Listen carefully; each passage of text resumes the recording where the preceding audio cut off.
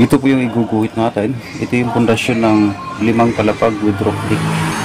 So nandito na lahat yung mga guhit na gagawin natin. Iguguhit na lang natin sa actual ito. Yung mapapansin natin yung area, nakadikit lang yung mga pader, ano? Kaya hindi na kailangan natin maglalagay pa ng waterbird. Okay? So ang gagawin lang natin, iguguhit lang natin ang bawat grid line dyan sa pader na yan. Ito yung pundasyon ng 5 palapag with rock dig. Ito yung magiging hukay, bawat pundasyon ng poste. Okay.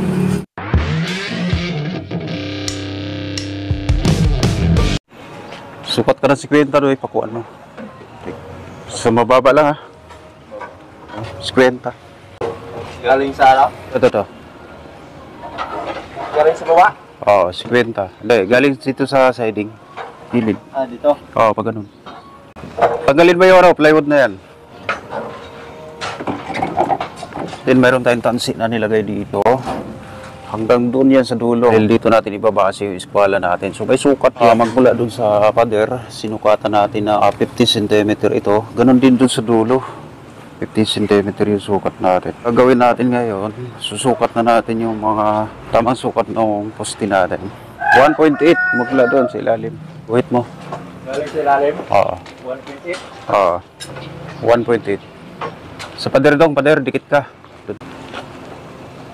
Yan, so, bangga mo lang dyan. Pantay sa ano mo ha, sa may tansi. Tingnan. Sige, 1.8.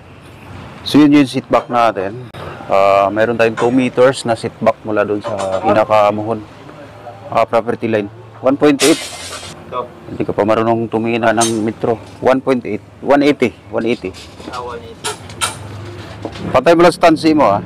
Susukatin natin yung bawat guhit ng poste. No? Ang gana ng poste. So ito yung seatback natin. Kasunod nito, poste tayo sa part na ito. Okay. Layo eh. Yan. Yun yung palatandaan natin para hindi tayo maligaw. So gagawin natin mamaya, double check na lang natin kung tumama. Pwesto mo. Kahit maiksi lang yung lalabas, okay lang. Palatandaan lang. Saan? 6. Tika. 8 na yan eh. Ba naman tignan mo ba yung kaya, no? 8 meter. Sa size ka lang. 6. Ayan. Size. So, titingnan mo kagad ha. 6 tapos 83. Sige. Yan ang tatapatan mo ng pako. Next. Ano yan? 42. Oo. Next natin. Magmula doon. 6.623. Mula doon sa ano natin. Kwenta na to. Okay. Gamitin mo yung mahaba metro dong. Magsukat ka ng 623. 623 meter. Sige. 623? Ba 20 na to? Patay. Nabawasan na pala ng 10 to. 673 doy. May bawas na ano pala to. 10. 10 cm. 673. 3. Pantay mo stansi mo. Angat mo konti. Next natin 424. 428? Ito? 24. 24 ano? Yan. 24. Laging may dagdag tayo natin si Ima. 434. Kulang to. Ayan, mapapansin natin dito. 20 na kaagad. Dapat 10 ang nakalagay dito. At 20 na siya kaagad. So, kulang ng 10 cm. So, ang gagawin natin, dagdag na lang doon bawat sukat. Ng 10 cm. Sige, lagyan mo pa ako yan. So, gagawin na lang natin dito. Meron na tayong tanda nilagay doon. Guguhit na lang natin to. Ito yung 2 meters yung seatback natin. Pero sa loob ng padak lang ng 180. Okay. So, lalagay natin dyan 180. Seatback. Ito naman 623. Magmula doon sa 180, 623, 623.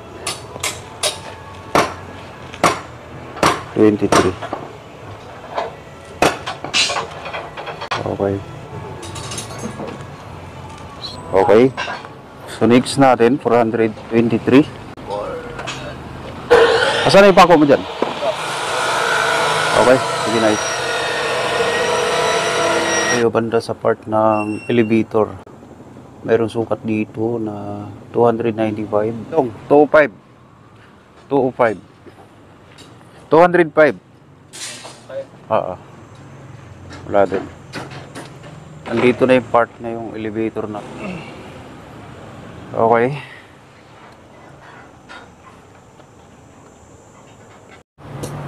Ito na yung pinaka-last na guhit. 437. Magmula doon. Yan na yung last natin. So, atin yung part na yan. So, yun ang gagawin natin mamaya. Yan ang kukunan natin ng eskwela. Okay? Sa last na guhit na yan. 437 na guhit. 437.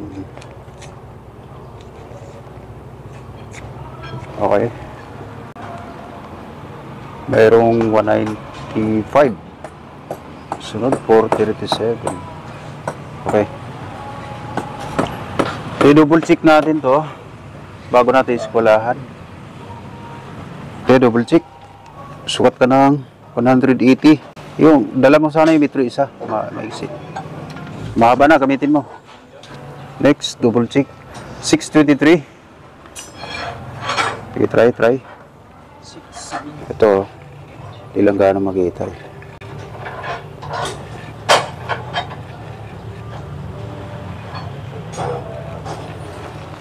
Ha?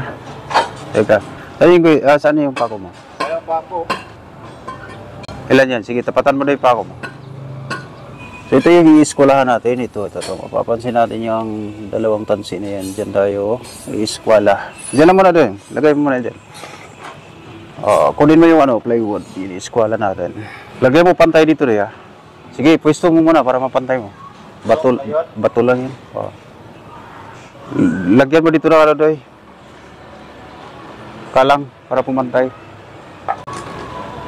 Mas maganda kung mataas pa ng konti eh. Lagyan natin ng Kaya lang kuha ka ng forma doon isa. Lagyan natin ng parang paa.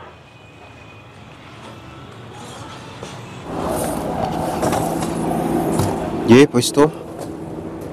Lagyan mo lang ng kalang yung gitna dong. Ito ka lang. Sobra, kulang. Babawas ka pa. Pwede naman natin ibalagbag pag ganun, pahaba. Pahaba mo na lang. Sige, gagamitin natin yung eskwela. Pinulik board para sigurado tayo. Ang kagandahan kasi ng pinulik board pag ginamit natin sa eskwela sa layout. So malabong sa sala kahit halong span pa yung eskwelahan natin. I-eskwelahan natin itong last na guhit natin dito. Dadali natin sa kabila. Yan. Makikita natin yung pag-i-eskwela. Bay, urong mo ba yung plywood, bay? Teka. Urong ka dito. Dong. Balik ka konti. Balik. Hop. Bay, pag-iurong ng plywood, bay. Kunti lang ha, mga 2 cm. Punta ron. Yan. Tulak mo konti dito, bay. Mga 1 cm. Tuktukin mo lang. Hop. Sa kabilang dulo. Hindi pa, kunti pa, bay. Tuktukin mo lang. Dito ka banda. Hindi pa, kunti pa, bay. Hop. Sumasabay yung kabilang dulo. Huwag mo isabay. Hawakan ko na lang ba? Balik mo din ang konti. Okay na. Ito naman. So makikita natin dito. Ayan.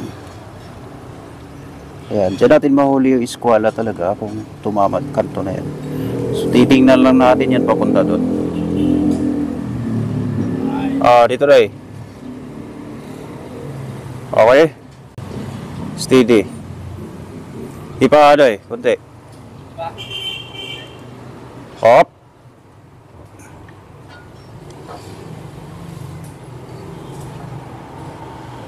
Guhit mo yan. Guhit mo. Sure ball Tapos double check natin. So yung tansi na yan hanggang doon yan sa dulo. Kasi ang buong building yung ini-eskwela natin dito. Okay? Hindi tayo pwedeng kumuha ng eskwela dito sa pader. Dahil sa kapitbahay na pader yan. At mapapansin natin hindi naman talaga tuwid yan. So ginagawa natin, nag-offset tayo ng 50 doon, cm at 50 cm din dito. So, binatakan natin ng tansi para makuha talaga natin yung pinakatuwid. Okay? So ang gagawin na lang natin dyan, susukat na lang tayo dito sa basihan natin na tansi. Okay. At dito, kumpleto na tayo ng sukat dito, mga tol. Gagawin na lang natin, susukat na lang tayo doon bawat poste. So makikita sa plano yung basya natin sa mga sukat natin dyan para katapat naman dito sa mga sukat natin dito. Okay, so ito yung last na poste natin dito. Papansin natin may pako tayo dyan. Yung double check natin, katali na sa pako doon. Okay, pansinin natin dito sa kanto-kanto, tapat na tapat yan mga tol. Hanggang doon sa dulo. At yun dito natin, nakatapat din yan. Ayan. So yun ang basihan natin sa mga sukat. Punta doon sa bandang dulo. Ito yung basihan natin sa layout. Condition plan natin. Mapapansin natin, iskulado yung building. Kaya dinouble check natin yung area. Okay naman siya, iskulado naman. Parehas naman yung sukat dulo at saka yung dito sa part ng harap. Ginagawa natin, iniskwala natin part na to. So pag mula dito, susukat naman tayo ulit ng katapat sa mga sukat na ito. So mapapansin natin dito, may mga sukat na siya dito. Susundin na lang natin yung mga sukat na yan. Pagdating dito sa gitna, mapapansin natin, meron tayong mga poste dito. Gagawin na lang natin, susukatin na lang natin to 2.58. So ito yung katapat naman ng mga poste sa gitna. Sukat ka na 237. Okay.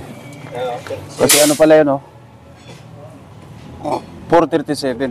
Nag-offset tayo ng 1 meter. 337. Ito lang yan. Ito yung nasa eskwela natin. Itong tansi na to. Ayan. Andito na lahat yung mga sukat. Ayan. Susukatan na lang natin. Pinaka-grid line nila lahat. Sa mga bawat poste. Susukatan natin yan hanggang dulo. Lagyan natin ng palatandaan. Ito yung 245 natin. Sunod natin. 225. Sunod. 25. Oo, 225. Yung sulat mo na kayo ito. Sa gitna mo ilagay. Halimbawa, 225 dito mo ilagay. Huwag doon sa tapat ng pako. Lipat mo lang yan. Yung sulat mo na yan. Doon na meron din eh. Ilipat mo sa gitna dapat. Kalito yan pagka ganyan. 225. Kamali Katapat yan doon sa may natin, pako. 225. Sunod natin, 3.7. Ibali, yan muna. Sunod natin, 370. 370. 370. Ihuhulog natin yan. Doon tayo maglagay ng tanda niyan. Mababakbak kasi sa bakho yan. Ibali, double check na lang natin sa hulog yan. Kulang ka ng 223. Kulang mo.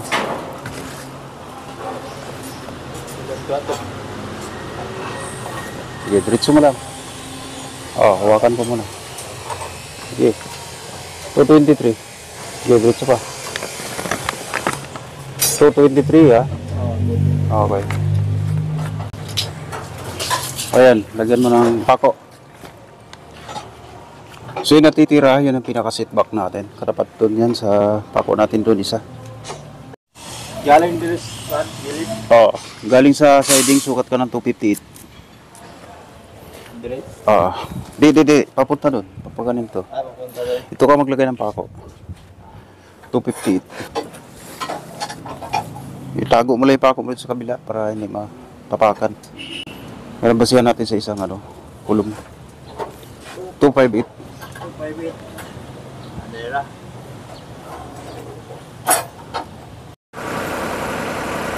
So madali na lang sundan ng bako dahil may mga ginawa na tayong pagguguhit May mga guhit na tayo bawat grid line. Ayan. So may mga palatandaan na tayo diyan, yung mga location ng poste po natin. Kaya uumpisahan natin paghuhukay papunta dun sa palabas So ginagamit. Okay. Ayan. So may lalim ito na 2.5 meters at ang combined footing po natin dito ay 2 meters by 4 meters 2.5 yung lalim. Yan naman 2 by 2 meters at single na poste lang yan dyan. Dito dalawang poste po dito. Okay. Yan. So patras po yung hukay natin sa labas. Dahil kumasikip yung 1 meter lang adobe na. Mababaw ng adobe. So kailangan ng bakbakin ng jackhammer para madurog yung adobe. Yes.